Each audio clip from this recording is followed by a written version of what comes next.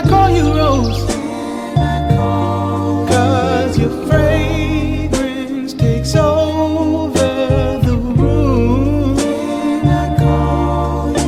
Darling.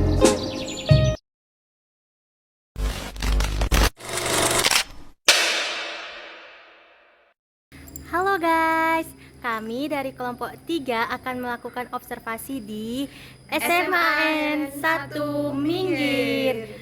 Tungguin kelanjutannya ya.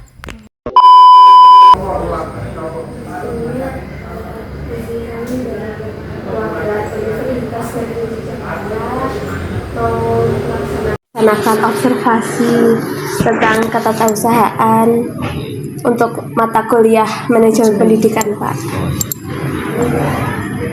Iya Pak, untuk yang pertama soal tentang ketatausahaan, bagaimana peran tata usaha dalam mendukung pelaksanaan kegiatan pendidikan di sekolah SMA Minggir 1 ini? Ya, untuk dari ketatausahaan di SMA Minggir ini sangat mendukung dari kegiatan pelaksanaan pembelajaran di sekolah, sehingga mungkin dari sarana prasarana yang disediakan dari ketatausahaan maupun dari dapodik, dari kepegawaian dan semuanya cukup bagus mendukung dari kegiatan pelaksanaan pembelajaran untuk mewujudkan visi misi sekolah.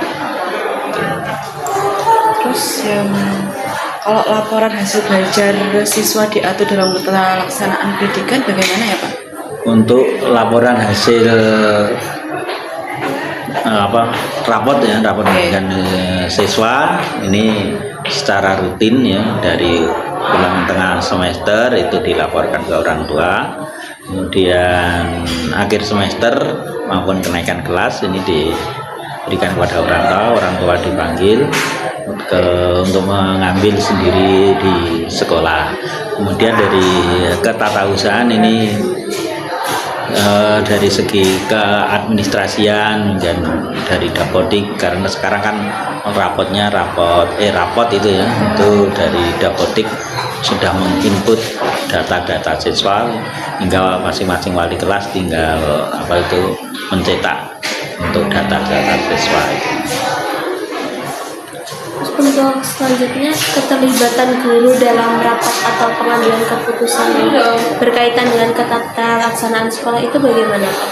Ini secara rutin ya, tiap bulan sekali di sekolah SMA Minggir ini diadakan rapat-rapat dinas. Dari situ melibatkan dari unsur guru, kemudian dari tenaga pendidikan atau tata usaha, semua dilibatkan untuk istilahnya pengambilan keputusan secara full dalam rapat.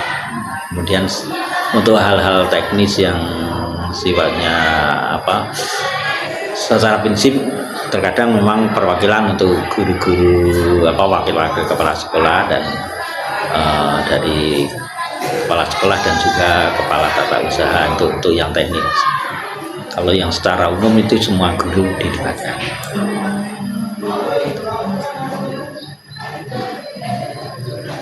Mungkin itu saja Pak pertanyaan dari kami. Sama. Mohon maaf jika ada kekurangan. Ya. Terima kasih ya Pak. Sami. Jadi begini Pak, maksud dan tujuan kami datang ke sini itu mau konsultasi SMA Negeri 1 Minggir. Kami dari Universitas Negeri Jakarta. Jadi mungkin saya mewakili, nanti akan diwakili oleh teman saya untuk mengajukan beberapa.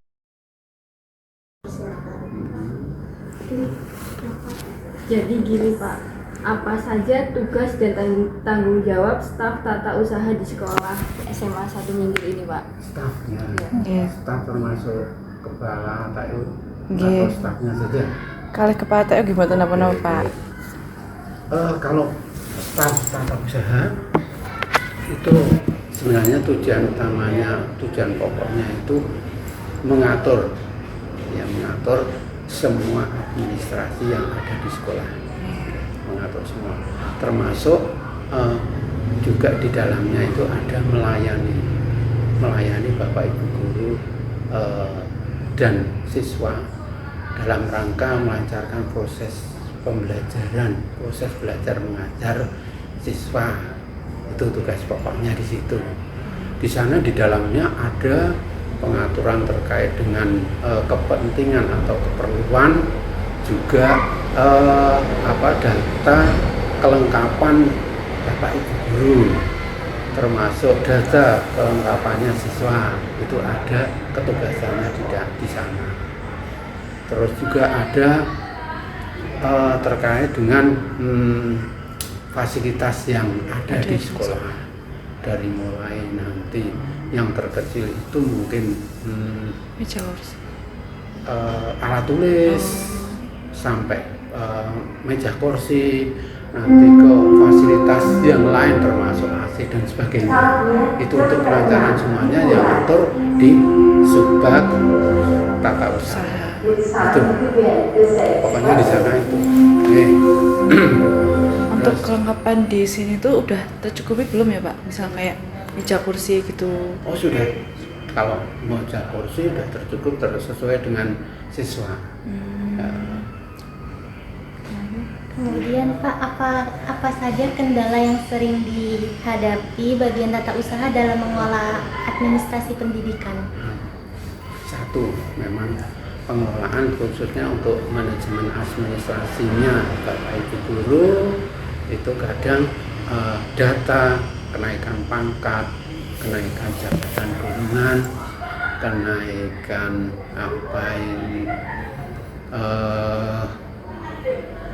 jabatan itu tadi, itu data yang masuk itu kadang kalau diminta nanti itu kan personnya menunda. Contohnya kalau makin mau lama ya, kenaikan Pak? pangkat itu tadi Oh, itu harus persyaratannya apa saja sudah kita sampaikan ke beliau, tapi kadang karena kesibukan beliau dan sebagainya kadang mundur-mundur gitu. Ke tugas pokoknya itu. Tapi kalau fasilitas yang ada itu keterlambatan dikarenakan itu yang terkait dengan anggaran, karena anggaran APBD itu terkait dengan itu turunnya sekolah sudah membutuhkan tapi anggaran belum bisa turun gitu. Jadi sifatnya bisa dari SDM sendiri ya, jadi juga dari sifatnya barang yang ada di sini terkait dengan pengajuan anggaran.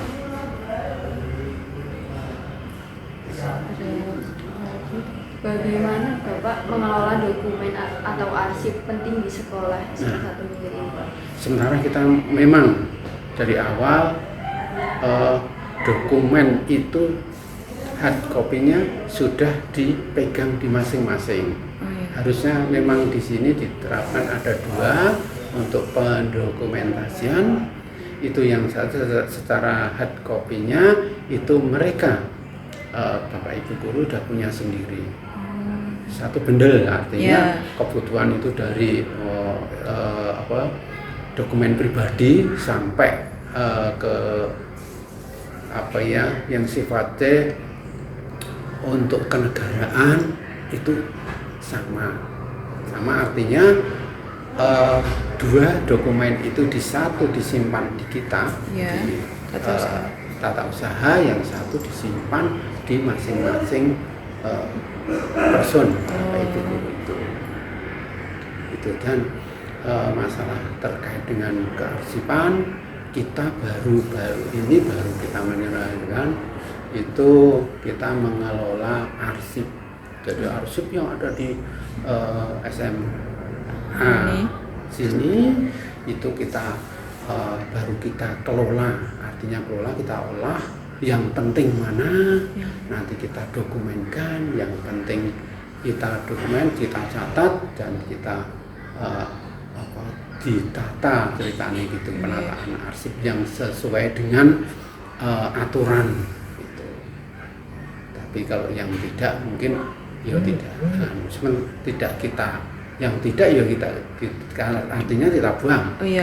Sementara memang saat ini arsip yang ada, kalau kita berbicara arsip yang ada di sekolah ini tanda kutipnya itu masih tidak tertata alias amburadul, gitu kasarannya itu. kita sudah kemarin terkait dengan arsip sudah bekerja sama dengan BPAD, Badan Arsip Daerah. Itu kita mengelola arsip sudah dipandu sama dinas BPAD itu, dan kita sudah akan memusnahkan arsip. Artinya memusnahkan itu arsip yang telah kita data itu kelayakannya itu sudah tidak sesuai, mungkin yang tidak diperlukan lagi itu kita pilih, nanti akan kita musnahkan dengan sistem pemusnahan yang benar. Artinya nanti ada pihak ketiga yang bisa melebur atau menghancurkan arsip itu. Itu berproses. Ya. Kemudian Pak, bagaimana para staf tata usaha menangani surat-surat yang masuk serta standar waktu dalam responnya? Oke. Kalau penanganannya sebenarnya itu sifatnya umum, ya umum itu dalam artian surat yang masuk dari luar itu diagendakan terlebih dahulu, artinya dicatat oleh staf, baru nanti itu setelah tercatat diajukan ke kepala sekolah nanti itu kalau enggak kepala sekolah TU.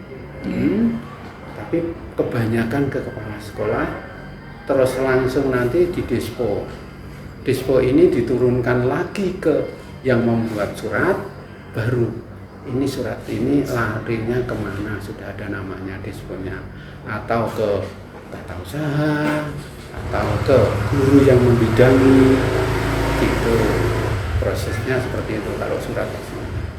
Nanti setelah itu nanti yang menerima dispo itu kembalinya melaksanakan tugas, baru nanti kalau ini umpamanya yang di dispo tata usaha, nah, kita yang berangkat siapa, nanti dibuatkan surat tugas umpamanya hari apa dan sebagainya, dibuatkan surat tugas, nanti sekembalinya itu surat kembalikan ke yang membuat surat. Dan terus di administrasi di sana.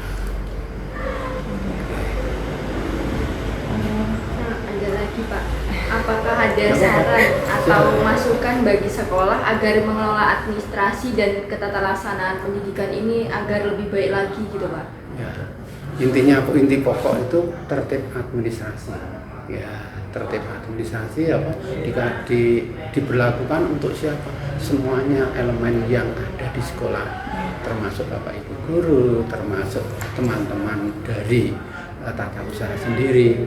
Asal mau tertib administrasi, saya rasa proses berjalan baik dan tertib. Kalau proses administrasi yang ini murid ya Pak, itu tuh masih lancar atau masih agak murid? Ya. Nah, kalau proses murid itu sebenarnya tinggal pengelolaan manajemennya sekolah saja. Saya rasa kalau murid nanti tinggal mengikuti apa yang disampaikan, apa yang diaturkan dalam aturan itu, pasti murid mengikuti, siswa atau mengikuti aturan itu. Tinggal manajemennya di sini saja, manajemen pengelolaan itu. Gini Pak, kan di waktu angkatan saya nih sebelumnya kan ada yang belum bayar tuh. Nah itu tuh bagaimana untuk memintanya atau? Sekarang gini ya, aturan sekarang berbeda terkait dengan pembayaran siswa. Siswa itu memang sudah ada perdanya dari Pemda DIY, sekolah tidak boleh menarik siswa kalau kurang lebih itu berkisar antara kurang dari 2 juta. Tapi dengan bantuan dari diimbangkan artinya beasiswa atau bantuan dari pemerintah, juga kemampuan dari sekolah, ternyata setelah dirata-rata artinya kemampuan itu kebutuhan sekolah dengan pemasukan bantuan dari pemerintah itu imbang tidak. Artinya imbang tidak, nanti ternyata sekolahan itu nomboknya banyak, tidak, karena kebutuhan sekolah banyak sekali ya.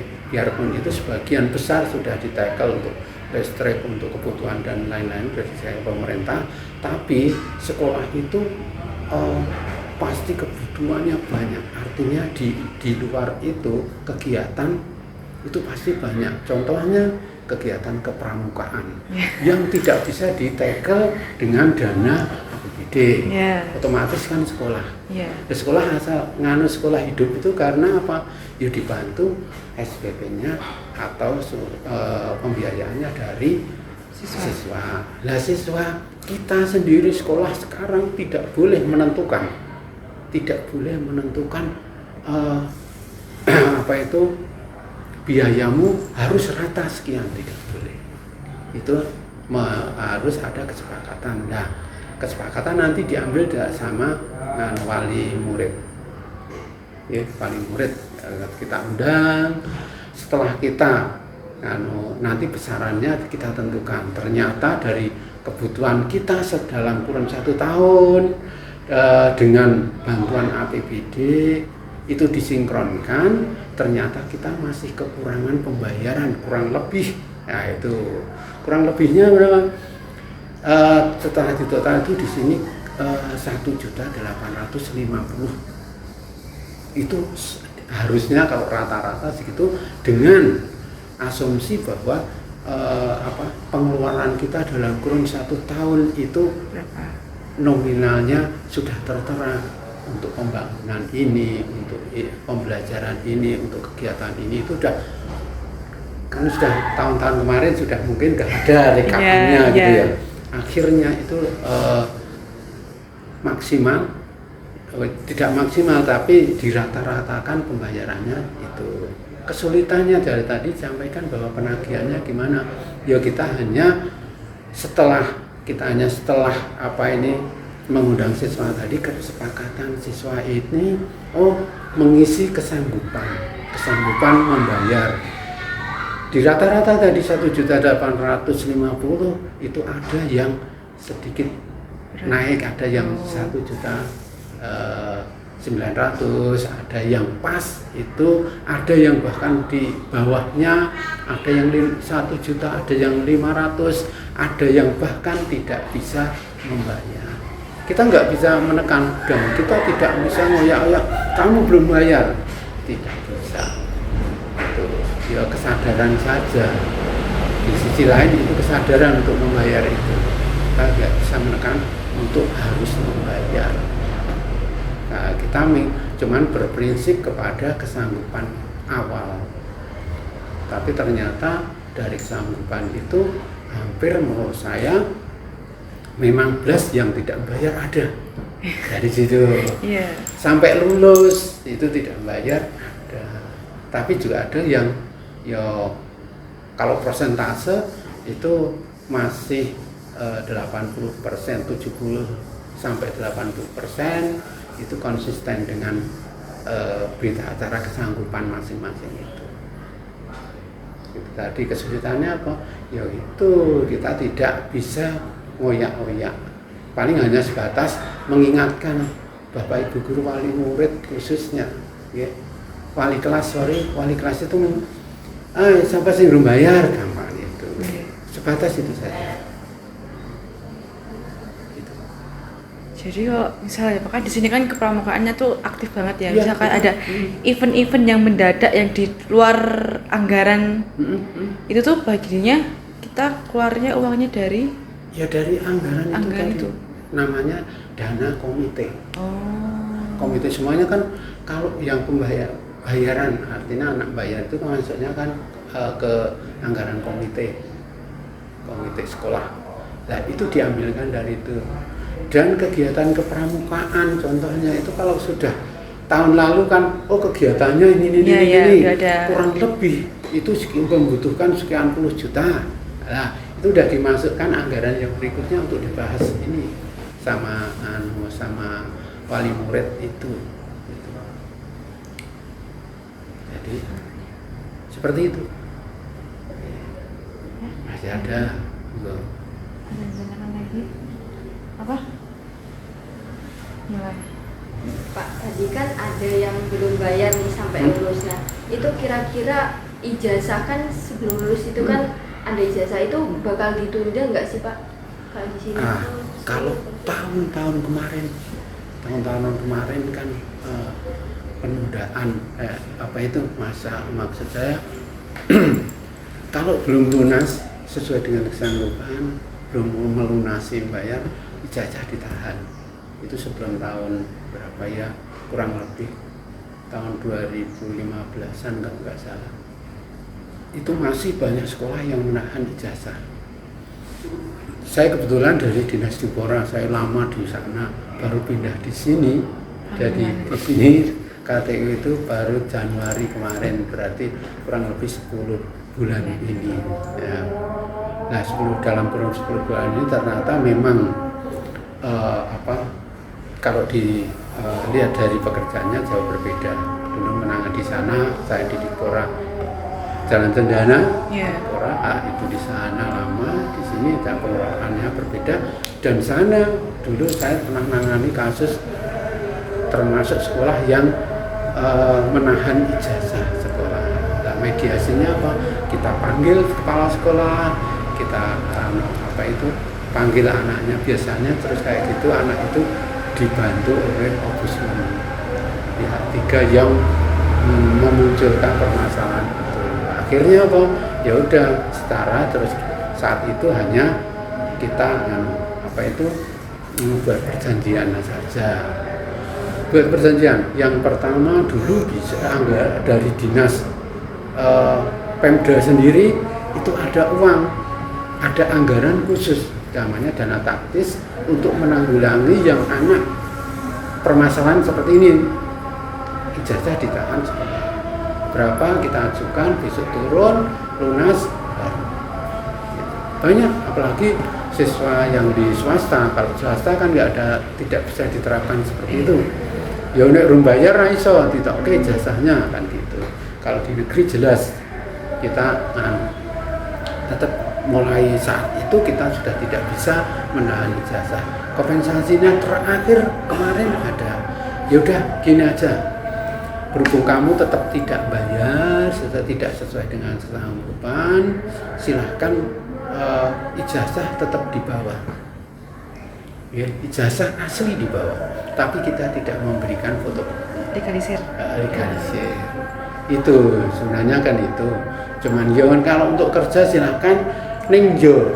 Artinya bahwa fotokopian itu tidak dilegalisir. Hanya sebatas itu. Kita nggak bisa menahan ijazah seperti itu. Oke. Mungkin sekian saja Pak wawancara untuk Bapak. Terima kasih, maaf mengganggu waktunya Bapak. Sudah meluangkan waktu untuk kita.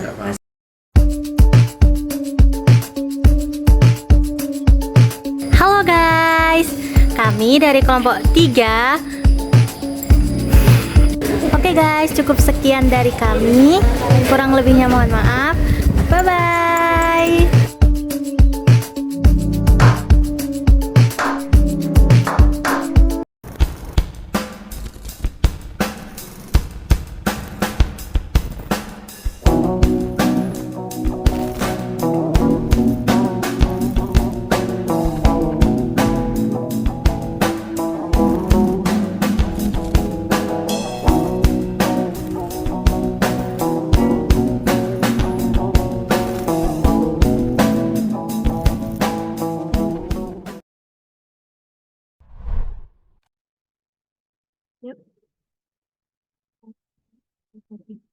Assalamualaikum warahmatullahi wabarakatuh.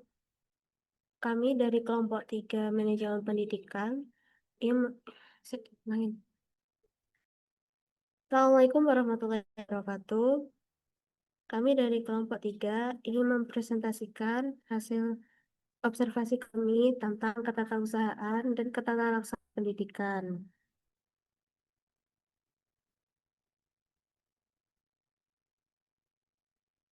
Saya Dewi Marisa Cahyani dengan NIM 149. Saya Salsabila Saila dengan akhiran NIM 151. Saya Kanai Cinta Aulia dengan akhiran NIM 163. Saya Novia Riani dengan akhiran 147. Pengertian. Ketatausahaan manajemen pendidikan adalah serangkaian aktivitas administratif dalam mengelola data, surat menyurat, dan dokumen secara sistematis untuk mendukung kelancaran pendidikan dan pengambilan keputusan di lembaga pendidikan. Kegiatan utamanya mencakup pengumpulan, pencatatan, penyimpanan, penggandaan, pengiriman dokumen, serta pengelolaan data sekolah seperti data siswa dan keuangan. Selanjutnya ada fungsi. Yang pertama ada menghimpun, yaitu kegiatan-kegiatan yang mencari data, mengusahakan ketersediaannya segala keterangan yang tadinya belum ada sehingga siap untuk dipergunakan bila mana diperlukan. Yang kedua, mencatat, yaitu kegiatan membubuhkan dengan berbagai peralatan tulis keterangan yang diperlukan hingga terwujud tulisan yang dapat dibaca, dikirim, dan disimpan. Yang ketiga, mengelola, yaitu berbagai kegiatan mengerjakan keterangan-keterangan dengan maksud menyajikan dalam bentuk yang lebih berguna. Yang keempat, menggandakan, yaitu kegiatan memperbanyak dengan berbagai cara dan alat. 5. Mengirim, yaitu sebuah kegiatan menyampaikan dengan berbagai cara dan alat dari satu pihak kepada pihak lain. Dan yang terakhir, menyimpan, yaitu kegiatan menaruh dengan berbagai cara dan alat di tempat tertentu yang nyaman. Selanjutnya, peran tata usaha. Tata usaha mempunyai 3 pokok peranan sebagai berikut. Yang pertama, melayani pelaksanaan pekerjaan-pekerjaan operatif untuk mencapai tujuan dari sesuatu sekolah. Yang kedua, menyediakan keterangan-keterangan bagi pemimpin sekolah itu untuk membuat keputusan atau melakukan tindakan yang tepat. Yang ketiga, membantu kelancaran perkembangan sekolah sebagai suatu keseluruhan. Pertanyaan yang pertama untuk guru, bagaimana peran tata usaha dalam mendukung kegiatan pendidikan di sekolah ini? Perusahaan di SMA Negeri 1 Minggir telah menunjukkan kemajuan yang cukup signifikan dan baik dalam berbagai aspek penting termasuk sarana prasarana yang ada di sekolah tersebut yang menunjang proses pembelajaran mengajar sehari-hari, sistem dapodik yang berperan untuk pendataan pendidikan juga dikelola dengan cukup baik. Pastikan bahwa informasi mengenai siswa dan kegiatan akademis selalu akurat dan mutakhir. Selain itu, manajemen kepegawaian di SMA 1 Minggir juga menentukan kualitas yang memadai dengan pengelolaan sumber daya manusia yang profesional, menciptakan lingkungan yang kondusif bagi para guru dan staf pendukung lainnya dalam melaksanakan tugas dan tanggung jawab mereka. Secara keseluruhan, semua ini memberikan fondasi yang kuat operasional sekolah yang efisien dan efektif. Pertanyaan kedua, bagaimana sistem hasil belajar siswa diatur dalam ketatalaksanaan pendidikan? Dalam hal implementasi kegiatan yang bertujuan mewujudkan visi dan misi sekolah, pelaporan hasil belajar siswa seperti laporan hasil raport dilakukan secara rutin kepada orang tua. Ini dimulai dari laporan tengah semester yang disampaikan langsung kepada mereka hingga di akhir semester ketika rapor kenaikan kelas diserahkan. Rapot ini tidak hanya diberi begitu saja, tetapi orang tua diminta untuk mengambil sendiri ke sekolah untuk mendorong keterlibatan yang lebih dalam proses pendidikan anak. Di sisi lainnya, dalam ketatausahaan dari perspektif administrasi dan terutama dari segi pengelolaan dapodik, rapot berupa e-rapot sudah mencakup data-data siswa. Para wali kelas di sekolah ini dapat dengan mudah mencetak data-data tersebut tanpa kesulitan. Untuk pertanyaan ketiga, yaitu bagaimana keterlibatan guru dalam rapat atau mengambil keputusan yang berkaitan dengan ketatalaksanaan sekolah.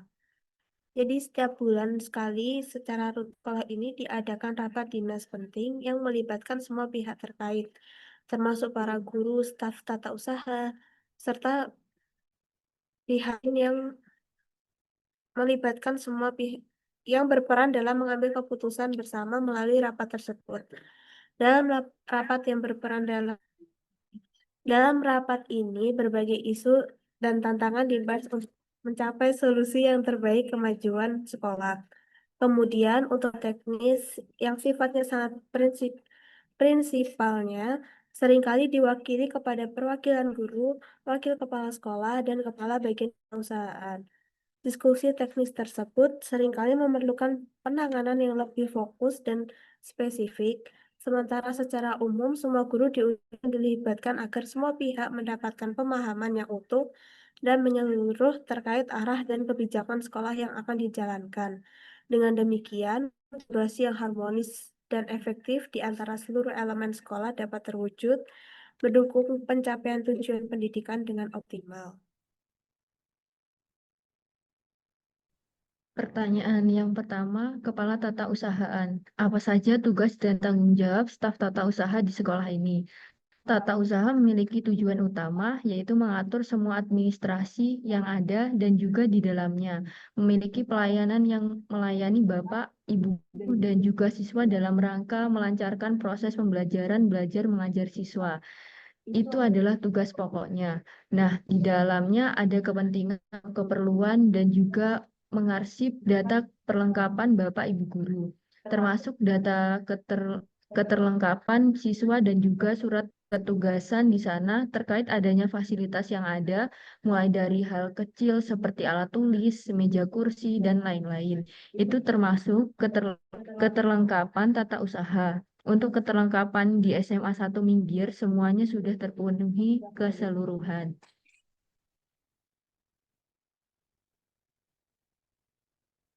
Pertanyaan kedua, apa kendala yang sering dihadapi di bagian tata usaha dalam mengelola administrasi pendidikan? Kendala dihadapi yaitu yang pertama, manajemen administrasinya. Yaitu maksud dari manajemen administrasinya adalah pengelolaan administrasi yang belum tertata dengan baik seperti pembagian tugas yang kurang jelas, sistem pencatatan, data yang belum rapi, atau koordinasi antar bagian yang belum optimal. Singkatnya, administrasi masih kurang teratur dan belum berjalan efektif. Yang kedua, data kenaikan pangkat. Dari mana data yang masuk ketika kita meminta biasanya suka tertunda dan untuk fasilitasnya adanya keterlambatan dalam anggaran APBD terkait dana APBD, sekolah itu membutuhkan tambahan dana dan lama untuk turunnya.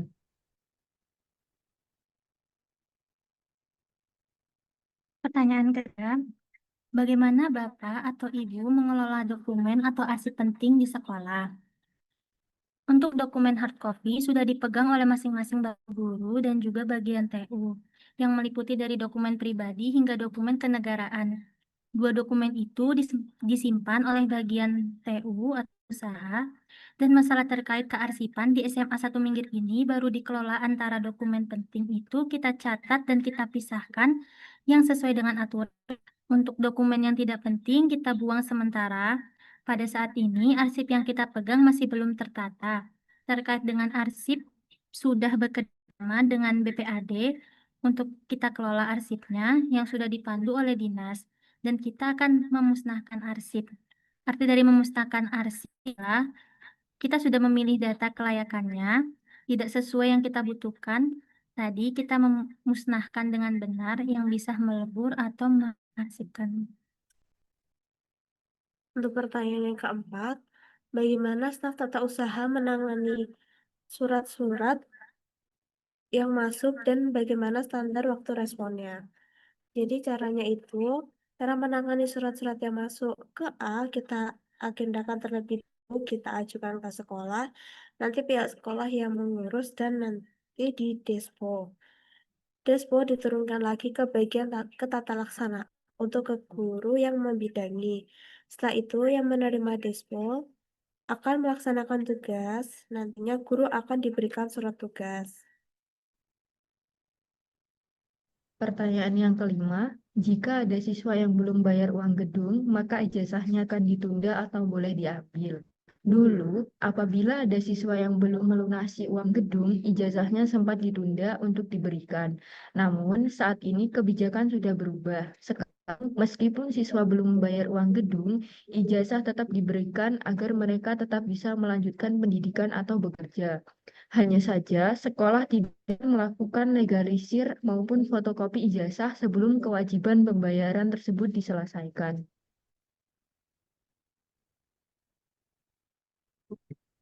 Untuk pertanyaan yang keenam, jika terdapat kegiatan yang beberapa di luar RAB, bagaimana cara sekolah menanganinya? Jika terdapat kegiatan di luar B, sekolah menanganinya dengan mengalihkan dana dari pos lain seperti dana gedung untuk kegiatan pramuka atau kegiatan tambahan. Sekolah kemudian mengadakan musyawarah dengan wali murid untuk menentukan besar biaya berdasarkan kesepakatan bersama, disesuaikan dengan bantuan APBD dan kemampuan masing-masing wali murid dengan total kebutuhan sekitar 1.850.000.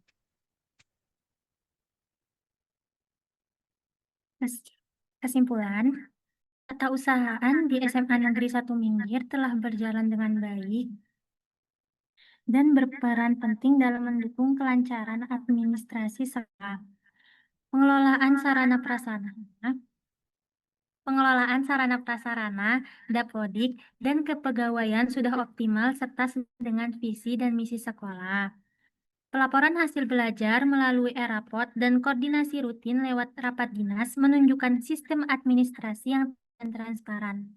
Meski demikian, masih terdapat kendala seperti manajemen administrasi, keterlambatan data, kenaikan pangkat, dan lambat pencairan dana APBD. Secara keseluruhan, ketatausahaan di SMA Negeri 1 Minggir telah menunjukkan kinerja yang baik, kolaboratif, dan perlu terus ditingkatkan dalam aspek kearsifan serta ketepatan pengelolaan administrasi.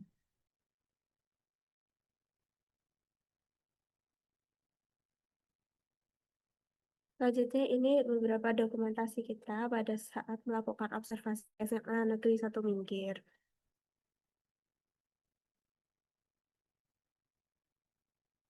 Sekian dari kami, kurang